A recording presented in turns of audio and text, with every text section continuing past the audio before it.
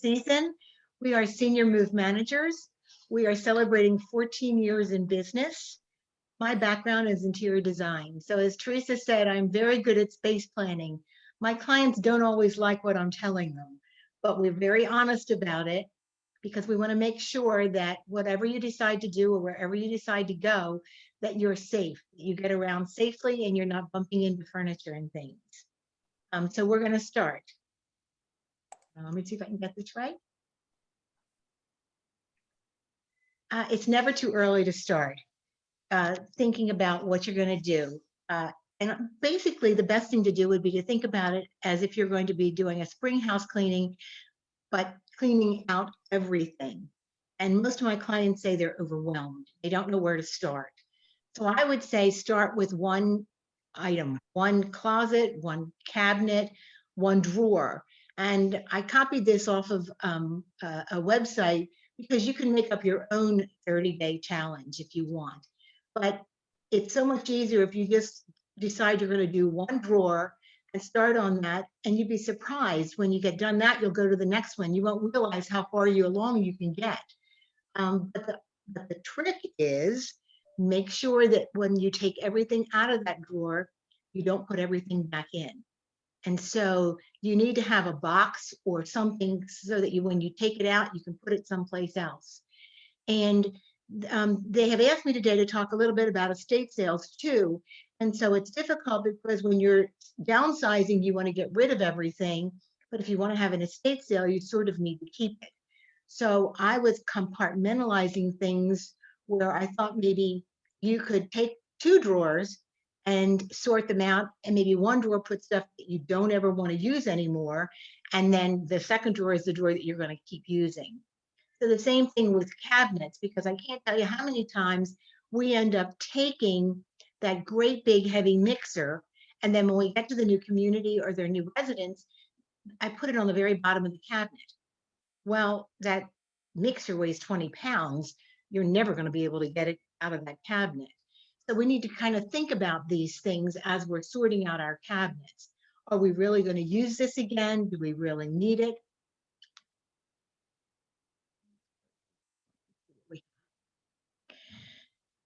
Ask yourself some tough questions. You know, this particular family had 5 crock pots. Why do you need 5 crock pots? You know, is it something that you could borrow from a neighbor or your family? And I used to argue all the time because my clients wanted to take their great big, the thing they cook their turkey roasters in, a turkey roaster. But you're probably never going to cook a turkey roaster again, or cook a turkey again. I'm sorry. So think about this. Ask yourself, are you going to have Thanksgiving with family? Are they going to be cooking? You don't need to keep all of that stuff. When we're moving into a smaller space or just cleaning things out, you need to be able to see it, to see where you're gonna where it goes and make it easy to find. This was a garage where we did a sale, and this was the only time that one of our workers walked in and turned around and walked out. He was so overwhelmed, he didn't know where to start. And we started the same way we start everything, and we ask you to start with one corner, one shelf, and we just took our time and worked our way around the room, and we had boxes that we put stuff in. So when you're sorting stuff, you want to keep like things with like things. Being organized is not and staying organized is not inherited. We have to work at it. Find a solution that maybe works for you. We found gobs of jewelry in this garage. Why you would keep jewelry in a garage is beyond me. But we put it all in a box and we ended up taking it in the house and putting it all together. So you want to sort like things with like things.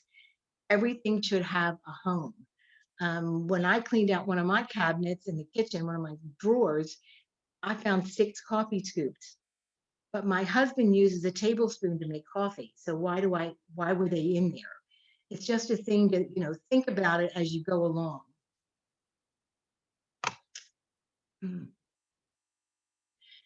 Never be embarrassed about what you have. We all have way too much, and you just have to take your time and organize it.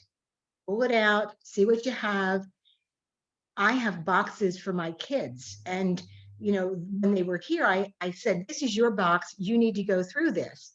And my son said, well, why? But it's yours. You need to go through it. It's not mine to be able to throw away. So you have to argue with your kids. You don't need to be the place where the kids store all of their stuff.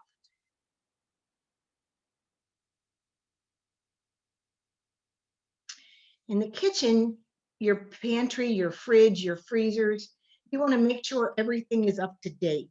You want to store things together, like things together so that you can find them easily, and you want to check expiration dates. And for me, I get aggravated because I know sometimes I just bought this and I brought it home and put it on the shelf, and the next thing I know, it's out of date. I think sometimes the grocery stores don't always check all their dates. And so it makes it harder at the store, but you kind of need to check on what you're buying to make sure that it has a date where, because you're not going to use it right away.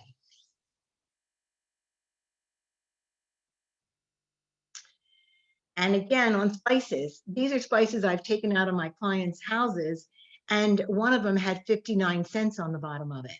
So when was the last time that you bought a spice for 59 cents? The only food that lasts forever is honey. Everything else does not last. And I can't tell you the amount of liquor we throw out, the vinegar, these kinds of things. The last time that McCormick made one of these cans was 15 years ago.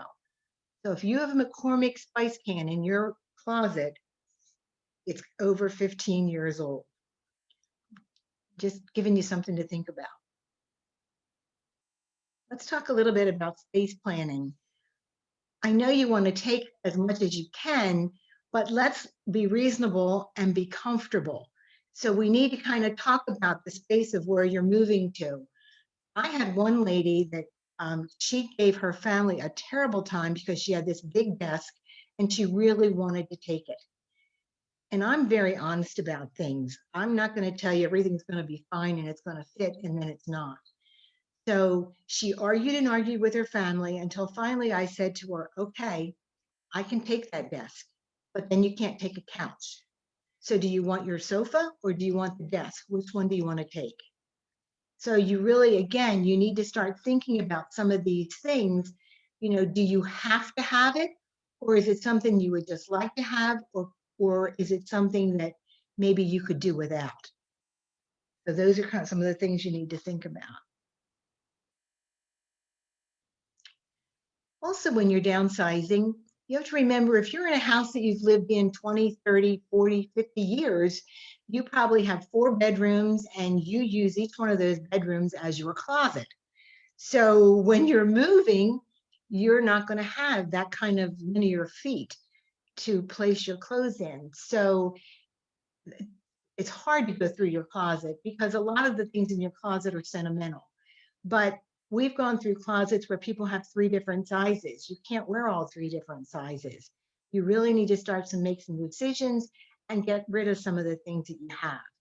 So there are all kinds of places that people like are looking to get a job and they need clothes.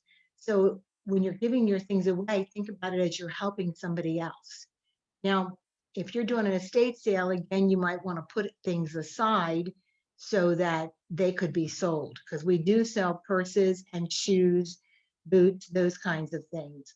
Not as much in clothing unless it's something unusual. But when you're going to move into a community, you want to make sure that you are taking things that you absolutely want.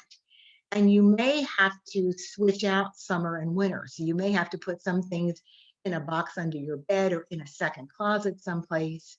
So as you're looking at your things and going through your own closets, is it really something you're going to wear?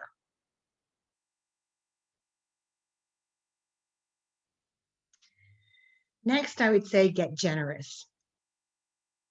When we started 14 years ago, the family would fight over their parents' belongings. And so we would have to hold fake auctions or we would have to, play a game to try and see who got what.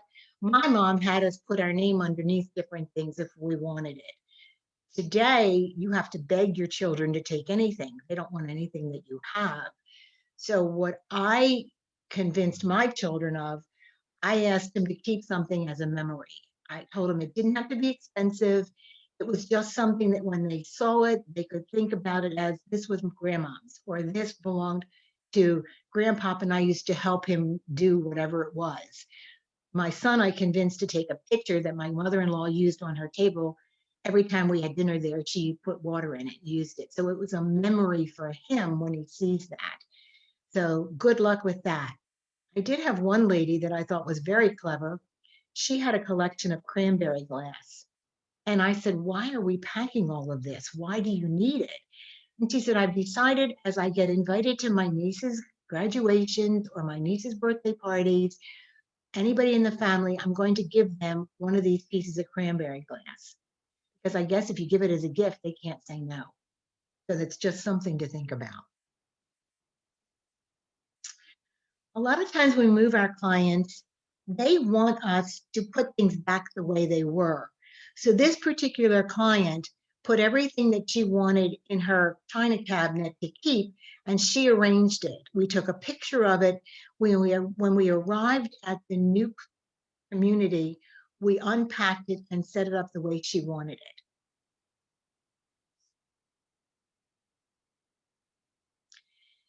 This is a picture of one of our estate sale setups. We want to put everything together, like with like. So we feel like when we show it like this, it's much easier to buy it or sell it, because people get a very good idea of things are, um, how things are. This lady had a collection of teacups that she wanted to get rid of, so we showed them all together. And this was our china table. We didn't have a lot of china, but we did have some silver plate. And it does sell, but it doesn't sell for very much. And that's the thing that you need to think about when you want to do an estate sale. Everybody says, oh, I have so much furniture. We have beautiful dining room sets, and I have lots of antiques. But those things aren't worth a lot of money. I mean, if your children don't want it, then other people's children don't want it either. So it's really hard to sell. We sell it, but we don't sell it for very much. I worked in furniture before I decided to have my own business in interior design. And I know what you bought for those, what you paid for your dining room set. But we're lucky to get several $100s for it. The kids today don't have dining rooms. They use them as playrooms or offices. So we do sell it, but it's just very difficult.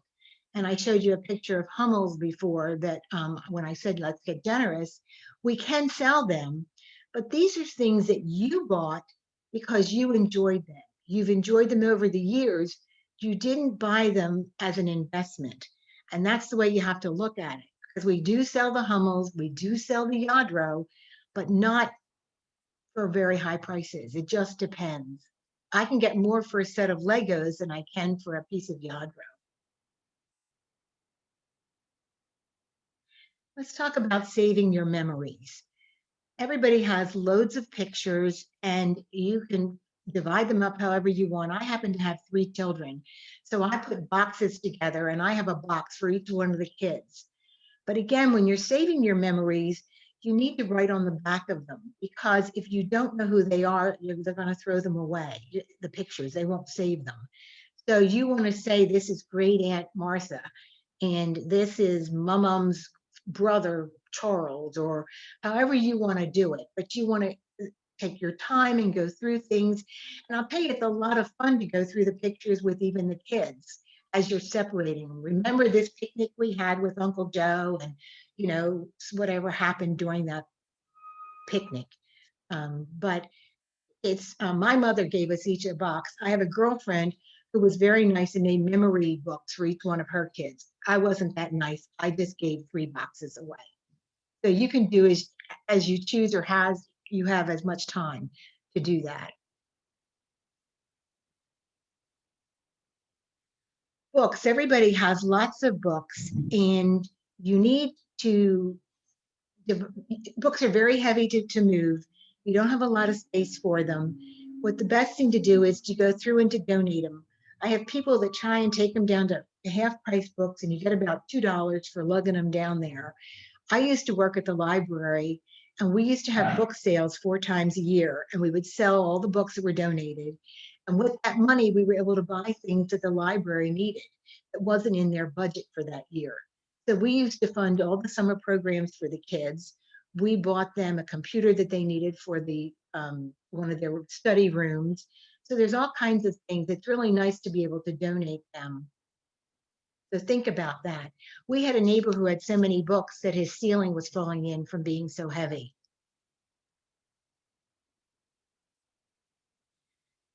Papers. I hate papers. I'm not good with them. I let them go too long. And you really, there's only 3 things you can do with paper, and that's file them, toss them, and act on them. We don't have to keep everything that we have. I know I keep way too many papers. You have to think about how hard is it to get it again? Is there really a reason to keep this paper? What's the worst thing that can happen if I get rid of it? 80% of whatever we file, we never access again. So think about that. I did leave with the ladies a paper from bankrate.com, and it tells you how long you should keep financial papers. So I've asked them to email it to everybody so that you can start going through papers. You want, one of the hardest things I think is all the papers that you need to shred. And so if you're somebody that really has kept files for years and years and years, then you want to call one of the shred people and let them bring one of their bins over instead of you spending all that time shredding it. They have a locked bin. You can put all the paper in the locked bin, and they can even shred it for you right in front of your house. Sometimes your bank has a shred day. There's other places around. It's just that, again, papers for me are the worst. And this I had to put in because I laughed when I saw it. This is what, to me, like, everybody's working from home right now. And so 2 or 3 people might be in an office trying to figure out what they're doing, maybe having a Zoom call. But again, go through one thing at a time, and you'd be surprised how fast you'll get rid of things. Cleaners, paint, toxins, electronics, medications. These are things that you need to get rid of, but you need to get rid of them responsibly.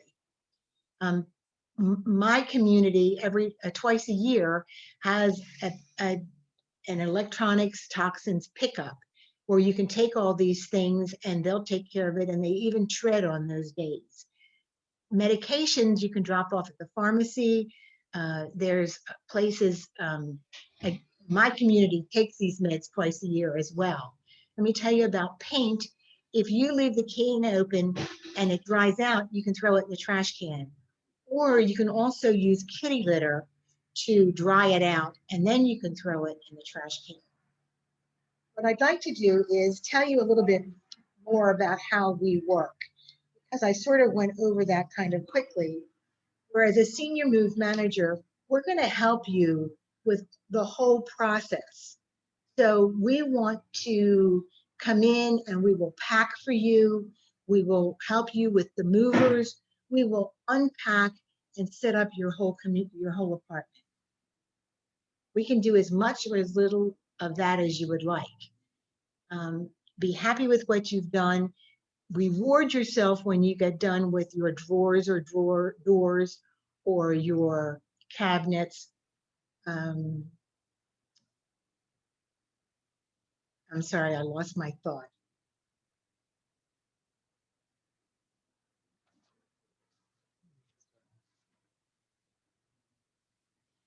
You're going to need to create a list of people and your utilities you need to notify. Start making a list out ahead of time of all of your banking things and who you need to notify if you are going to move. The other thing is, make sure and be proactive about things. You get to make the decisions that suit you the best. A lot of times we delay all these decisions, and then I can tell you the kids are going to make the decisions for you, and I can guarantee you they're not going to make the decisions that you want. So make sure you have all of these things in place.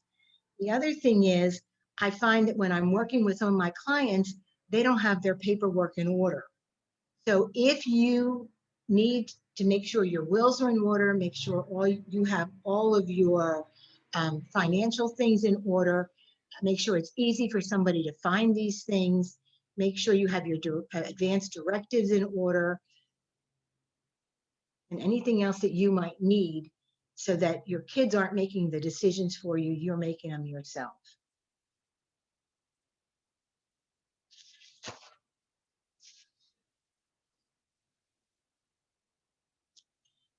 I guess I'm sorry I talked too fast. I went a little faster than I thought I would. Is there anything that I didn't touch on that you would like to know about?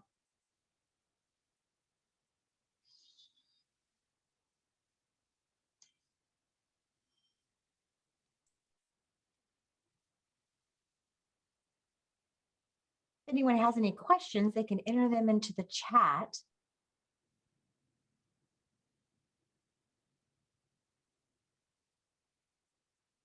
I can give a statistic that we wear about 20% of our clothes 80% of the time. So as you're going through your closet, you might want to think about that.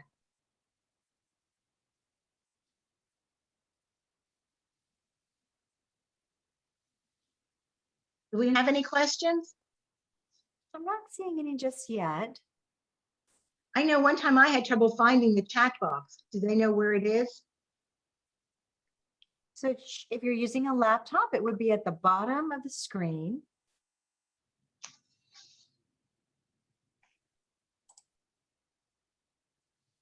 And if you're unable to find it, if you wanted to unmute yourself and ask your question.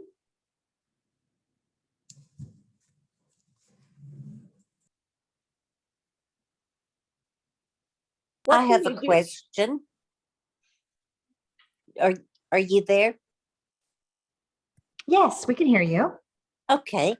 I have some crystal that that you drink from, that type of crystal. And I've got a huge set of it that's very expensive, and it's probably about $4,000 worth. And what would be the best way to get rid of it? Thank you for asking that. And that's a great I question. know I can't get anywhere near the value for it. I'm not, Yeah. but you know what? Have you enjoyed that crystal? Do you ever use yes. it? Not anymore. I did But what we enjoy say is, I have a lot of my clients that have Waterford, and it's not as expensive as some of the other crystal. But Right. when we're packing, I ask them to take that and use that for their everyday. What are you saving it for? Most of the time they're going to take the glasses out of their kitchen cabinet that have those film on it. Yes. And why? Because that's the other thing. We say, let's take our china.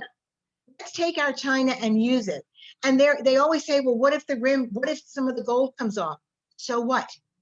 When I go to sell this, like I'm selling Waterford for about $11 a glass that is still being sold in the store for $70.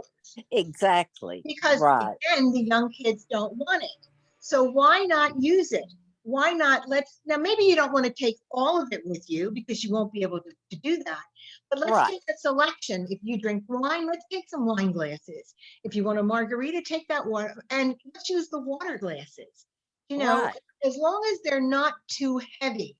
Some people have really heavy things. And as we get older, sometimes that really heavy glass is just not comfortable to hold. Right. I mean, that's a great question, because we try and take as much of that as we can just because we can't get a good price for it. Sometimes your kids will take it, and maybe, again, this is something that you would really like them to have.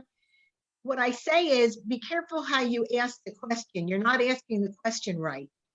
If you say, I would really like you to have some of this, how many pieces do you want? You're not saying, do you want it or not? You're saying, how much of it would you like?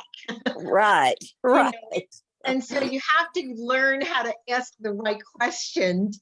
And I know that sounds terrible, but No, um, but you're right. I understand. so I mean, we try and be very realistic because I'm not going to come in and say I can get $1,000 for this. I can't. Right. The things that you want to throw away are the things that sell. I mean, we have people Yes. come in and want your half open bottles of shampoo.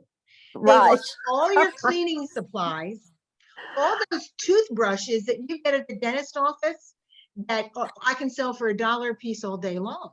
Oh, But some of these really pretty pieces, and I mean, I even call my daughter and I'll say, tell your friends I'm having an estate sale. I uh-huh. have some beautiful case good pieces. Does anybody need something? Or I have some really pretty wing chairs or chairs. Even if you get it recovered, this is good stuff. This Right. is all wood. Most of them today don't care. They just want They something, really don't. I mean, Right. I tell them, and I know this is awful, paint the damn thing. Do you know what I mean? Yes. Like, this is a Hmm. really nice piece of furniture. Paint it, make it look a Right. little different, but you've got something that's going to last forever. But they don't, that's not their mentality. They don't care Right. if it lasts forever. So I mean, it's tough. It is really tough. Yes. And We it's the really, same way with silverware. Like I've got Grand Baroque, and it sits in its box. It's and I think that's a good idea. I think I should just start using it. It's my absolutely. everyday. Absolutely. Right. Absolutely. Because I can sell the everyday stuff. I mean, I don't get much Right. for it, but I can sell it, or Right. mismatched pieces. The same thing. So, Right. I mean, I've changed my philosophy on that in the last year or two, just from what we're seeing of people buying. And it really makes Yes. me very excited to see some of the young people coming into our sales now. Some of them are Uh-huh. starting to get it, where you don't have to spend thousands of dollars for things that are very nice. Um, Right. but I have 3 children, and one of them will not use anything that was somebody else's. So Oh, I don't know where they got that mentality from. The other one is fine with it.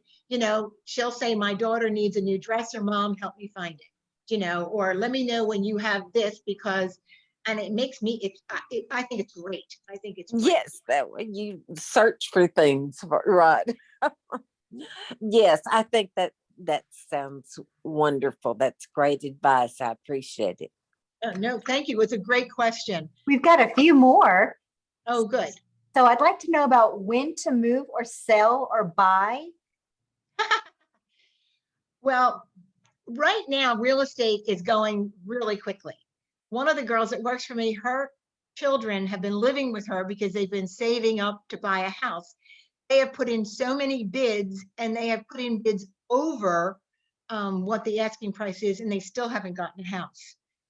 People have cash and they're buying very quickly, or they're 10, 20, 30,000 over the asking price, which is absolutely ridiculous, but that's what's happening. So it is a good time to sell right now. But let me just say that we are doing estate sales right now. We're booking for the end of June. I mean, we have that many backed up already. So, and I don't, realtors give us a lot of our business, but I don't, you don't have to listen to your realtor, number one. And I know they'd be really upset if they heard me say that, but sometimes it used to be where they would say, come in, you'd have to put granite down to sell your house. You'd have to paint everything white. You don't do any of that anymore. You don't have to do anything. People really want to buy these houses. It's very easy to sell. This is really a seller's market. So you don't need to do all those things to get it sold, because it used to be too, they would want us to come in. We would pack all of our clients' stuff, put it in the garage so that they could stage the house. You don't have to do any of that anymore. They like to try and do that. I mean, other than getting your stuff out of the way, you need to take all the pictures, all the personal stuff, make sure your closets are fairly empty. So those kinds of things need to be packed up. But other than that, the houses are going very fast, very fast. So I had somebody call me 2 weeks ago and say, we're interested in a estate sale. We don't need it right away. We need it in about 4 weeks. Well, that's right away because we are so far out. So as you're planning your things, think about that. Did I answer your question? Molly, wait, let me do another one. Can you give price ranges For what? for, I think, your services? Oh, I'm sorry. That's why we're talking about two different things here. So I have to stay on track. Yes, we charge by the hour, and we charge by the hour because we feel it's more fair to you. If I come in and do a consultation, I walk through that house with you and we go through things as what maybe you should take. Once I see where you're going, like the first thing is find your floor plan. Find the place you want to go and make sure the floor plan suits you. 2 bedrooms, some places have 3 bedrooms, whatever you need, an office. And then when we go through your house, it's easier to make decisions. So if you're trying to decide, you're thinking about selling your house, but you don't know where you're going, all you're doing is spinning your wheels. So when I do a consult, we talk about all these things. And then as much as you can do, it's less for us to do, it's cheaper for you. That's why we feel it's much better if we charge by the hour. It's more fair because if you can go through your things yourself, then you're not paying us to do it. But if I have to stand in your bedroom closet for a day and a half and make you try on clothes because I know those 3 different sizes aren't going to fit you, then that's what we have to do. So we actually charge $65 an hour per person. And so we pack in one day and we move the next. So it's only a 2-day process. So it doesn't cost any more if there are 3 people packing or 4 people packing because it's by the hour. And we do not charge for boxes and paper. I don't want to nickel and dime you. So we don't charge for paper and boxes. And the movers that we use provide wardrobe boxes at no charge. We don't make any money off of our movers. We just like our movers because they're very good to us and our clients. And so when we get to our new community and we find something doesn't quite fit exactly as we thought, they're willing to move things around 2 or 3 times if need be, which is great. So Do that's books how we tend, work. okay, do books tend to sell in an estate sale? Yes and no. We have people that come in when we open the door and they all have their phone with some sort of an app on it because a lot of people today sell books online. And so they come in and go through all the books and they look up all the numbers. So yes, we do sell books, but we also look up books. We mostly do not guess at an estate sale on a price. People find that we're pretty reasonable about our pricing. And just to let you know, I sold 3 sets of Legos for $1,000. They were the Star Wars Legos, but I looked them up every day for a week and the price changed daily. So it just depends on what people are collecting. And we recognize things. We had a small black vase, maybe about 4 inches tall, that an artist had her paintbrushes in one of our estate sales. And we looked at the bottom of it and it was a signed piece by a New Mexico artist. And so when we started the estate sale, this gentleman walked right in and went right out to the artist studio and he was right back. And he said, oh, he said, I saw this piece. He said, it was, it had paintbrushes in it. And I said, oh, you mean the piece right here next to me? Because it was $400. But people look at things and they think, oh, they don't know what they're doing. So once in a while, something gets by us. But we check the book prices because a lot of the kids' books are bringing $8, $10, $12. And so we're marking them that way. Normally at a estate sale, hardback books are $3 and a paperback's $1. But then we have a section of books where we have them marked higher. So at the end of the estate sale, it might sell for half price, but a $24 book is selling for $12 and not for $1.50. Does that make sense? Okay. Someone's asking, when is the best time for an estate sale? Should it be before moving or after selling the house? It has to be after you move. You do not want to be there during an estate sale. If people know it's your place, they're asking you about pricing. They're asking you, can they have a reduction? It's terrible. Really don't want to be there.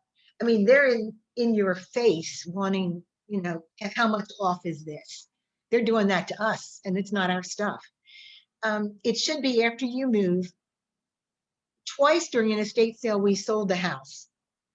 At this point, you have to kind of decide with your realtor. The realtor wants you to put it on the market as fast as you can, because then they sell it and they get their money. And I get that. But you also need time to clean it out. And so if the things are selling so quickly right now, you might want to have the estate sale before you sell the house.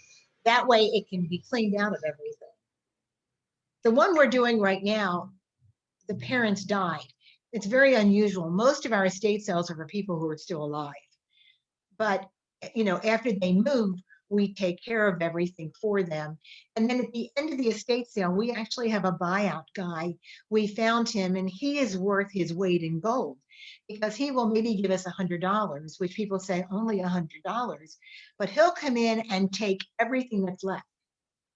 So he'll clean out the garage, he'll clean out everything. If we feel that there's something that should have sold and didn't, we'll pack it up and take it to a different estate sale, which is a pain in the neck for us. But we feel, again, it's more fair to our clients. We try and do the estate sales for mostly our clients, because when we started our business, we only did moving. We helped our clients with their moves, but they asked us if we would do the estate sale for them because they trusted us. So we have evolved and learned over the past 6-8 years of doing the estate sales what works best. And honestly, you won't believe it, but what I can sell in Fort Worth, I can't sell in Flower Mound. And what I can sell in Dallas, I'm not selling in Louisville. So some places really like antiques better than others. Some places want Western stuff more. It's mind-boggling, the what you sell and don't sell. Okay, we've got quite a few more questions here. So when is the best time of year to sell? Anytime's a good time. Not necessarily a holiday, because that makes it tough. People are going on vacation. Although this year has been very crazy. We did one a few weeks ago, and we had so many people. I think just people wanted to get out of the house. They were very happy. People are getting their shots. I got mine. And so I think they're ready. Okay. So right now, anytime. I love this question from John. Do you have some tips on how to separate the emotion out of parting with your things? Like, what brings you joy now versus the joy it has brought in the past? Well, I'll tell you, I do, because growing up, I used to make wine with my grandfather.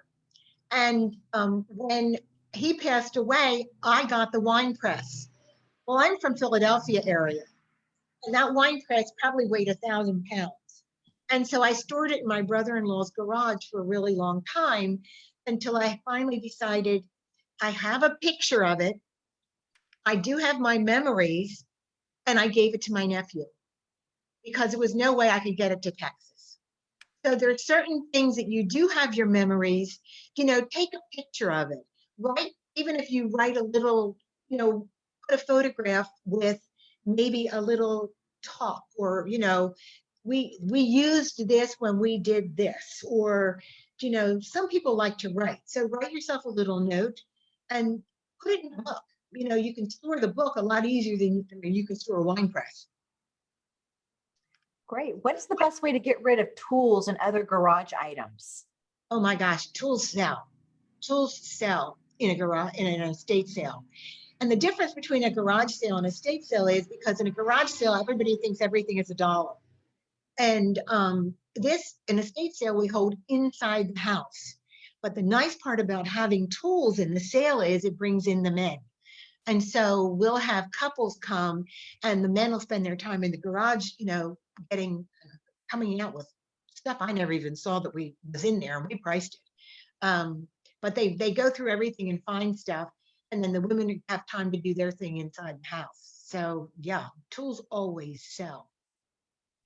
Does good jewelry like pearls, jade, opals, do they sell? They do, and we have cases for our jewelry. I used to buy some wholesale jewelry and I used to import pearls. So not as much as you think. If you have a family member that you would like to give it to, if it means more, or even a good friend, you know, it's probably better. A lot of times, I take a lot of this stuff, the 14 karat gold and the sterling silver. I have a jeweler that I work with, and we'll go and we talk about it. How much is he going to give me if I sell it to him? Or how much can I ask for it if I'm going to put it in my case? A lot of times, I mean, people steal stuff, so you have to be really careful. I have to have somebody at that case the whole time showing the pieces. We do have people that come in for silver and gold. And when we do a reduction at the end of our sale, we do not reduce the gold. And we would not, we don't reduce some of the silver pieces because I can get those prices if I have to melt it. I don't like to do that, but sometimes the stuff is really tarnished, or a lot of times you have gold chains that are had kinks in them, things like that. Sometimes a ring that's just not, it's not in right now. My kids hate when I say that, but it's not something that people are going to buy. And we do take it, and they pay us for it. And we have a gentleman we've been working with a really long time that's reputable. That's the thing about it, is you really need to make sure you're working with somebody reputable. And if you want to do it yourself, I would take it to 2 or 3 different places almost in the same day and find out what they're giving you. Because some do penny weight, some do grams, some measure it different ways. And then you can't, they're not paying for the stones. So you just have to be very careful. How about coins, stamps, and other collections? Coins sell too. We look up those things. I will give you a hint. If any of you were ever on eBay and you look up, I had somebody say they had a video of a Walt Disney video from, I don't know, one of their movies. And it was, it was on there for about, I don't know, $500. And I said, but, you can ask anything you want, but what did it sell for? And if you go to eBay and you look up on the top hand side, it'll have a filter, or go all the way down the side and it'll say sold. And then you can look up sold items. And when you're in the sold items, it'll come up in green. So if the money, if somebody's, say, trying to sell a wine glass and it shows that it's $5 and it's in black, that's what they're asking. If it's in green, that's what it's sold for. And that'll kind of tell you. We we subscribe to a company over online that helps us look up items that are hard to find. And then we also do a lot of lookup on on eBay, because that's where people are buying and selling. So I looked up records sell very well, albums. And for right now, I mean, it's hard if you have all of those, Bing Crosby, Patty Page, Mitch Miller. But now a lot of times my families are selling their kids' records. And those are things that are more hard rock, Earth, Wind, and Fire, maybe. Those are selling for a lot of money. I look them up, and it takes a long time, but at the last sale, we probably did about $1,500 just in records. Excuse me. Um, sorry. So coins sell, records sell. We always tell our people looking at the coins, they will not be reduced. Money is money, and we're not selling it for any less than what we have on there. Guns sell. We just had a sale with guns that we had a 1903 gun that the military used, and they took it out of commission. And so we had to tell people it was just a collector's item. But we sold it. We sold it for $1,200. So we spend a lot of time looking stuff up. We are probably not the cheapest for estate sales. I think we're one of the best because we do take our time and do it right. But that's just my opinion. How about worthy.com? Have you heard of them? What do you know about them? Say it again. Worthy? I don't know it. I'm not familiar with it. We look, the one we subscribe to and that we pay is called Worth Point. And they do give you a 7-day trial. So what I like about that is it goes back to like 2001 even. So we can really look up and see how things sold over the years. What's difficult is that in like a 2-day time period, I looked up something and I don't remember if it was an album or what it was, but it sold one day for $1 and the next day for $31. And so, I said to my husband, how do I price this? So we sort of just went in the middle because I wasn't sure. We look at, like for the records, I have to look at each record to see how clean they are. We just did a sale in Fort Worth and he was a jazz, he had a whole collection on jazz and blues, a large record collection, a large CD collection, and he even had track tapes, what do you call them, 8-track cassette tapes. We sold all of them and we never sell cassettes. So again, it just depends on what it is and how good it looks. Does your mover happen to work in California? But I belong to a national organization. I don't know if you can see that on the bottom. It's called NASM, the National Association of Senior Move Managers, people all over the country who do what we do. So a lot of times I will pack somebody here and then somebody in California will unpack them or vice versa. We have a lot of people that come in from out of state because the kids live here and the parents, live someplace else and they need to come be closer to the kids. So I get calls from Austin and we've done Michigan and I've done California before. Sometimes when we're doing cross country like that, you have to be careful. You don't want to take quite so much stuff because it's costly to do that. But yes, we can work that out. And we work with long distance movers all the time. Okay. Well, it looks like we have run out of questions. Well, I really appreciate it. I am so sorry I went through this so fast, but the questions were really good. And I hope I answered your questions. And I do have my website at the bottom of the page, and you could ask questions on that, and I can certainly answer them for you. Thank you, Carol Ann. It's very informative information. We appreciate you sharing these tips with us. So Carol at Autumn Leaves, Kim at Parkwood Retirement, and Karen at Signature Point will be reaching out to you, sharing the document that Carol Ann mentioned during the presentation today. And we'll also include with that email Carol Ann's contact information. So thank you very much for joining us and have a great afternoon. Thank you. Thank you.